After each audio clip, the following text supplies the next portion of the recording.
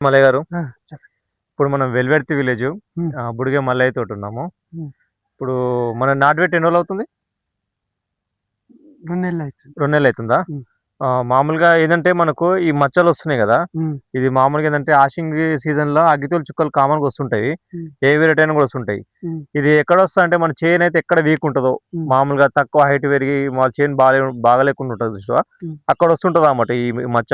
హ్మ్. మనకు మంచిగా అక్కడ చూడండి చేను పచ్చగా బాగా పిలకలతోటి బాగుంది గదా! ఆ! మంచిగా బాగుంది చేను అక్కడ. అక్కడ హ్మ్. రాదు. హ్మ్. ఇదైతే ఎక్కడ వీక్ ఉంటదో అక్కడ బాగా అటాక్ అయితదన్నమాట. హ్మ్. ఇది అన్ని వెరైటీల్లో కామన్‌గా వస్తుంటది. హ్మ్. ఒకసారి దీనికి పొటాష్ జల్లిర్రా ఏమన్నా? చల్లాం. ఎప్పుడు జల్లిర్రు?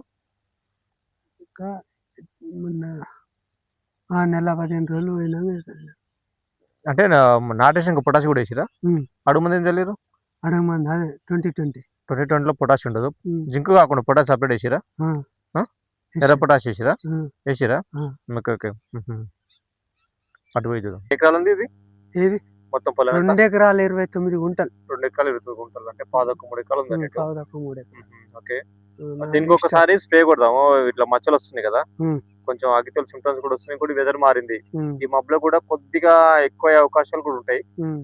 కొంచెం చూసుకొని ఒకసారి స్ప్రే కొడదాం దీనికి. సరే. అగ్గితోలు కొడదాం. కొంచెం మళ్ళా పొటాష్ కూడా స్ప్రేలో కూడా అందిద్దాం. హ్మ్. అందిస్తే మొక్క కూడా మంచి రికవర్ అయితది. బాగా కవర్ అయితది. ఆ!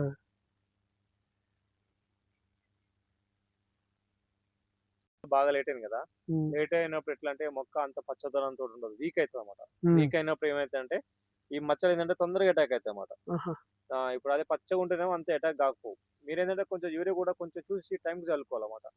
మనం ఏం హ్మ్. చేస్తామంటే చల్లినప్పుడేమో ఎక్కువ యూరియా చల్లేస్తాం. హ్మ్. చల్లనప్పుడేమో మొత్తం చల్లమన్నమాట. అయితే మనం ఏంటంటే తక్కువ తక్కువ యూరియా ఎక్కువ సార్లు చల్లుకోవాలి. అట్లా మనకు రిజల్ట్ ఎక్కువుంటది. మనం ఒకేసారి 2 బస్తాలు కూడా నాటేసినాక కొట్టుకుంటే మనకు నెల 15 రోజులకేసిన. 40 రోజులకేసిన. మనకేందంటే నాటేసినంక 20 రోజులకు ఒకసారి ఫస్ట్ యూరియా వాడాలి. హ్మ్. కొంచెం ఏందంటే మీ పొలంలో జింకు లోపం ఉంటది గనుక ఫస్ట్ జింక్ స్ప్రే కొట్టుకొని, స్ప్రే కొట్టిన తర్వాత యూరియా యేసుకుంటే మనం యేసిన యూరియా కూడా వేస్ట్ కాదు. హ్మ్. ఆ మొక్క కూడా మొత్తం తీసుకుంటే పిలకలు ఎక్కువొస్తాయన్నమాట. మనం ఏందంటే మనం ఎక్కువ రోజులు లేట్ చేసామనుకోండి ఉన్న కాలంలో యేసేస్తే గాని పిలక తక్కువొస్తదన్నమాట. ఇప్పుడు ఈ మొలక మీద 15 రోజులకు, 20 రోజులకు గుప్పుతా నాటేయంగానే గానీ లటక్కున ఎర్రగా అయితుంది. అయితే వెర్షనంతా మా ఖరాబ్ నాన్నలో ఎప్పుడు అయితది. చూసినా జింకు లోపం కనిపిస్తది. ఆ! ఫస్ట్ ఒకసారి మీ చేను మంచిగున్నా, మంచి లేకున్నా జింక్ స్ప్రే కొట్టుర్రి. జింకు. జింక్ ఒకటి, నానో డీఏపీ ఒకటి స్ప్రే కొట్టుకుంటే ఏమైద్దంటే హ్మ్. మనకు తక్కువ ఖర్చులో అయిపోతది. మళ్ళీ తర్వాత మనం యూరియా చల్లుకున్నా కూడా వేస్ట్ కాదు. మన హ్మ్. అవసరం అంటే నానో యూరియా కూడా ఉంటది. నానో యూరియా కూడా స్ప్రే కొట్టుకోవచ్చు. బాగుంటది ఇంకా రిజల్ట్. హ్మ్. 6 బస్తాలు యూరియా ఏసిన. మరి గిట్లుంది. అంటే యాక్చువల్‌గా మీరు ఏయడం లేట్‌గా ఏసిర్రు. హ్మ్. ఒకేసారి ఎక్కువేసిర్రు. ఇప్పుడు మీకేం చేస్తారంటే ఒకేసారి మనం కూడా ఇంత అన్నం పెడితే తినగలుగుతామా? తినలేము. మొక్క పరిస్థితి కూడా అంతే అన్నమాట. అప్పుడు కొంచెం అని తీసుకుంటే ఎక్కువ మొత్తంలో తీసుకుంటదన్నమాట. ఓహో!